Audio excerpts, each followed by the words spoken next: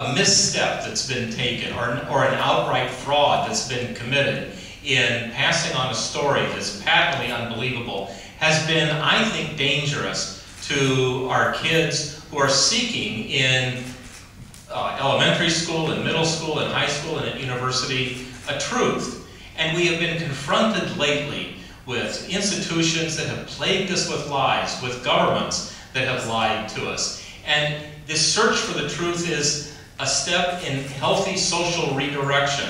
And when it comes to the ability to express oneself creatively and to speak truth when truth otherwise cannot find a forum, the story of Shakespeare and the subterfuge that Edward de Vere had to use in order to be able to tell the story that he would have said is one that we've long been awaiting to be told, and which we're very grateful that Roland has picked up and decided to run with. I'd like to ask Roland to begin to tell us what particularly in the script that you encountered when you read what John Orloff had given you excited and surprised you and made you say, this is movie material. Well, there was, can you hear me? There was a theme in the script from the very beginning which I kind of really spoke to me, and it's actually that words are like kind of stronger or like kind of more powerful than swords. That was from the very beginning in there, and that's I very strongly responded to that, and over the we worked on the script. He showed me a script. I acquired the script, and then it took us like 3 or 4 more years to come to the version what you just have seen. And at the end, I even made like kind of the decision to kind of like Shakespeare, kind of put it into like a framework of a. I wanted to have also a prologue, which like kind of in a way like kind of gives people who have no idea of that what we all know so well, that like kind of a couple of facts get told at the very beginning by like a narrator, in meaning like prologue, and that was just a very late edition, but the theme of the pen is mightier than the sword, that was for me the main. It's very rare to find a movie or like a story which can convey that. Thank you. Let me invite Professor Davis at this point to make any comments or ask any questions that you'd like to offer for the assembly this afternoon. First of all, I wanted to thank Roland again for coming. It's been wonderful to see the film.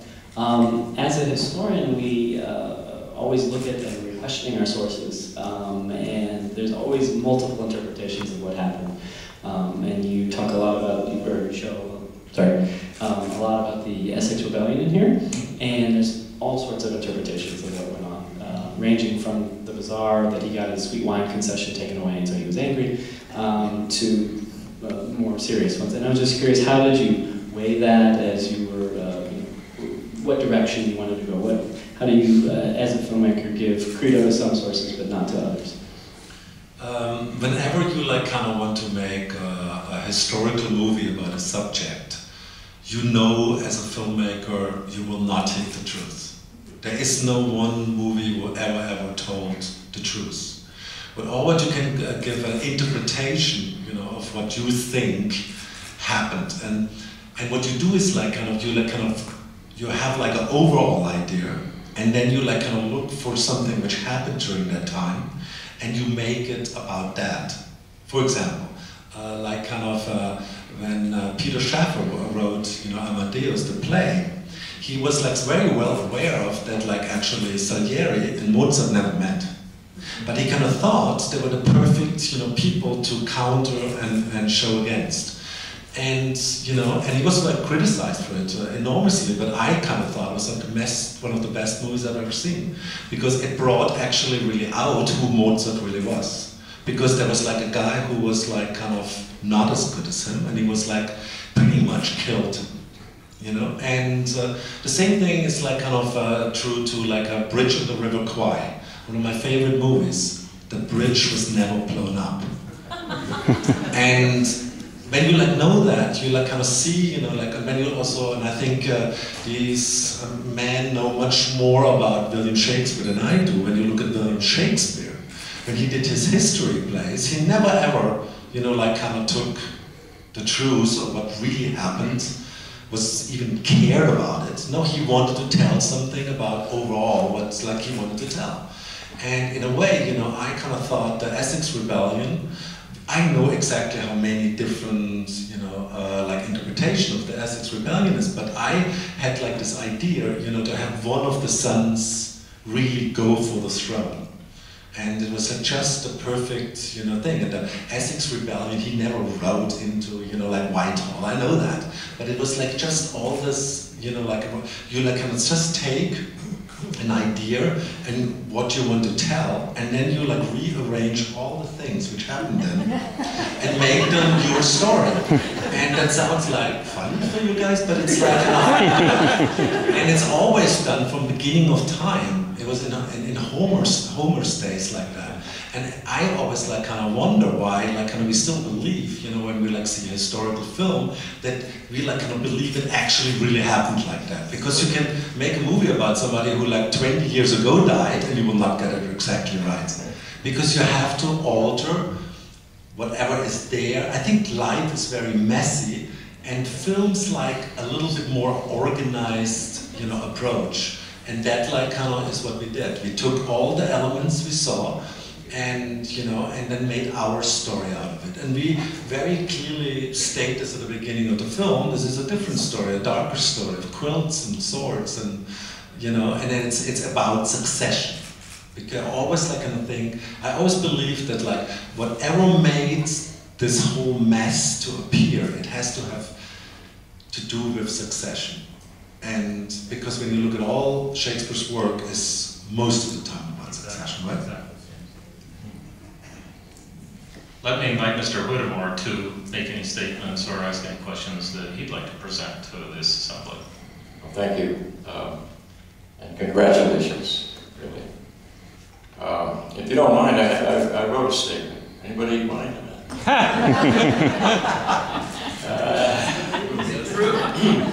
Kicked out. Okay, it's not personal. I'm quite sure my Oxfordian friends and colleagues, including myself, will be picking apart this movie, scene by scene, frame by frame, pointing out the various ways in which it takes certain liberties with the historical and biographical record. But I suggest that this process is a very good sign, good thing. I want to tell you why. First of all, think about the fact that no one, not a soul on either side of the authorship issue, ever had any historical or biographical problem with the popular movie Shakespeare in Love. And the reason is that, oh sure, the movie was draped in some historical facts of the time, the closing of the theaters, the killing of Marlowe. Same thing all biographies of the Stratford man end up doing. But at the same time, everyone knew and everyone accepted that the personal story of Shakespeare in Love was pure fantasy. Everyone knew there was no need to pick it apart, no need to criticize. Because in plain fact, there is no orthodox or accepted biography of Shakespeare, the great writer, whatsoever. That story is all padding, all burger roll, with the ketchup and the mustard and no beef. Nothing. There's nothing there, nothing to pick apart. But now Roland Emmerich has given us a real, genuine something. A story set within the framework of real events, of real history, involving real individuals. Earls of Essex and Southampton, William Cecil Lord Burleigh, and son Robert Cecil, Queen Elizabeth, and of course the Earl of Oxford, and the works of Shakespeare, and Ben Jonson, and so on. Now we should recognize that Shakespeare in Love did in fact represent, however, a giant step forward by coming up with a story that, even though fictional, finally connected the author with his works. I should elaborate by saying briefly, it finally connected the author's life, some of the circumstances and situations of his life with his works. And it came up with a fictional story that included a personal motive for the man writing what he wrote. Roland's movie has humor, but it's not a comedy. Anonymous is based on real history and biography, but it is not a documentary film. And while it does have some good sexy parts, tastefully done as things go, it's not a romance. Roland has put on the screen what some of us, many of us, have been saying for years, that the Shakespeare story is fundamentally a political story about politics and power and how the winners get to write the history and how telling the truth can become an act of treason. Anonymous delivers what the advertising suggests, a political thriller. And I submit that this represents the turning point in Shakespearean biography for historians and, if you will, for the literati. It has been recognized, of course, that the 45-year reign of Elizabeth can be divided into two separate but unequal chapters or parts. First is the first 3 decades, up to 1588, the first 30 years, ending with England's victory over the Spanish Armada. And there's a fantastic story there. But then the second part, the final 15 years of the reign until the death of the Queen in 1603 and the succession of James of Scotland. And it's in this second part, the final 10 years, when Shakespeare, the printed name, suddenly appears. In 1593, as if from nowhere, without any foreground of apprenticeship or early work, with a full-blown masterpiece of narrative poetry, Venus and Adonis. And the great author introduces his name not on the title page, but rather inside the book, as the printed signature on the dedication to Henry, Earl of Southampton. And here is the great political framework, the 10 years of struggle for control of succession to the throne from 1593 to 1603. Here are the elements we find in the movie that we've just watched.